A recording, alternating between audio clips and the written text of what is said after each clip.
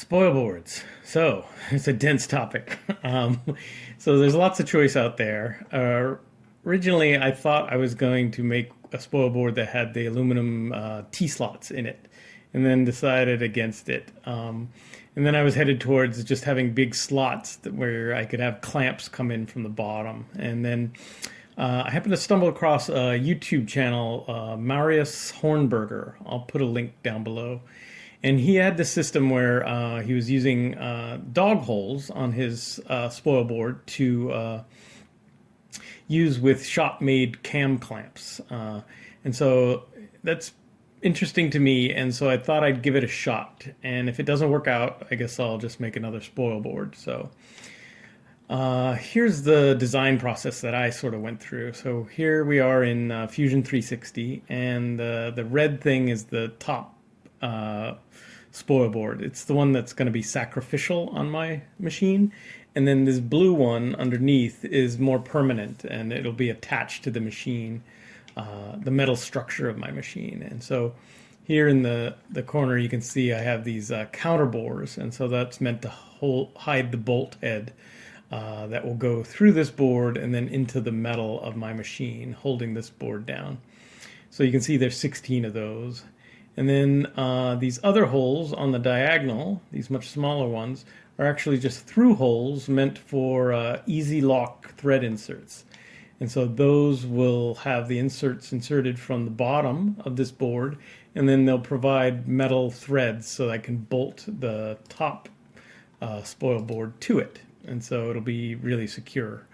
There are 50 of these holes spread throughout. And then the top spoil board gets these dog holes, which are about 5/8 of an inch. And they're meant to be used with copper pipe. So in the US, it'll be 1/2 inch copper pipe. I think Marius Hornberger is in Europe somewhere, so the pipe he uses is metric. And so we'll just have to adapt to that little difference. And so as I've learned here in Fusion, let's turn off this top, sort of mastering Fusion is sort of the art of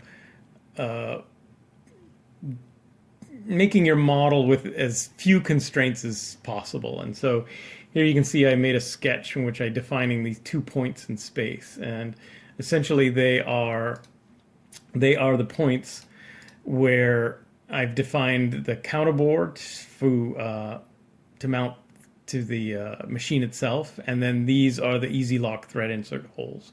And so I just done that once, and then what I do after that is make repeating rectangular pattern. And as you can see here, I'm just repeating that counter bore at a regular spacing. And then I do the same as well for the easy lock thread inserts. And so as you can see, there's a lot of them, 50 of them. And then where they stop up here is where the dead space of my CNC machine is. Basically, the spindle of my CNC machine cannot reach those locations, so there's kind of no point to have a spoil board there. And so that's what that is. So I guess I'm going to try to avoid showing you long, boring sequences of a CNC machine running, but I thought I'd provide enough of the highlights to let you know what's going on. So this is the final product. This is the base board, so it's the one that's more permanent. You can see those pencil lines are sort of echoing where the steel structures are underneath. And so here are the counter bores. And so these are 1/4 inch bolts that go all the way through that steel tube to mount this board to the machine.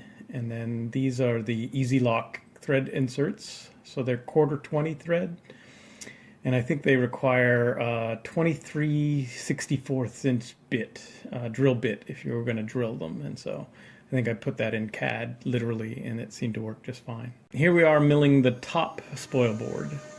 I've already come through with one pass and drilled the through holes that will allow the bolts to reach the threaded inserts in the base.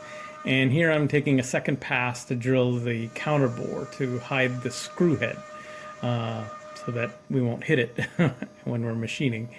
And so that's what's going on. I guess for full transparency, I don't want to give the impression that I just started cutting instantly. I've omitted a whole bunch of work here I did where I was just cutting air.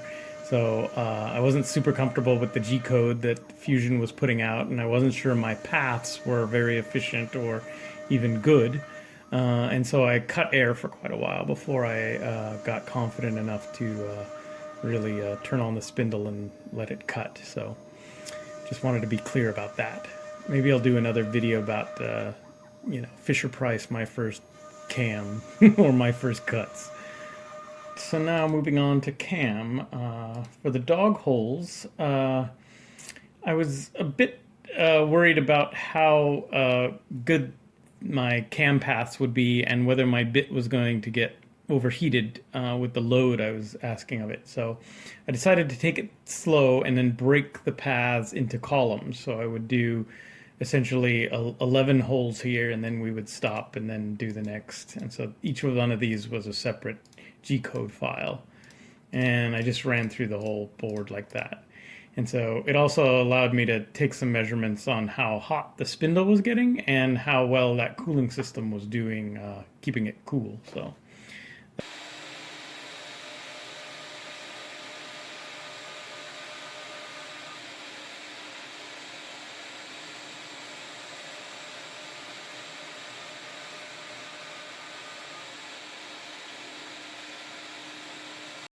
this is the bit I used to bore the dog holes. This is a 7/16 inch bit. It's 2 flute carbide, and the cutting depth is 1 inch, and it's a 1/2 inch shank. And so the whole point of these dog holes is to use these 1/2 inch copper pipe as the dogs. And so I had started out with a test cut, a few test cuts here. We started out at 5/8 of an inch, and that produced a pretty loose hole, even though if you take the micrometer to the hole, it's accurate. And so I just kept tightening it up till I had a nice firm fit. That's the kind of fit I'm looking for. You can still get it in there, but it's pretty tight. And so I had several pieces of pipe just to make sure that my pipe wasn't, wildly inconsistent. And so now that's what my dogs are. And so I was interested to see how off we were.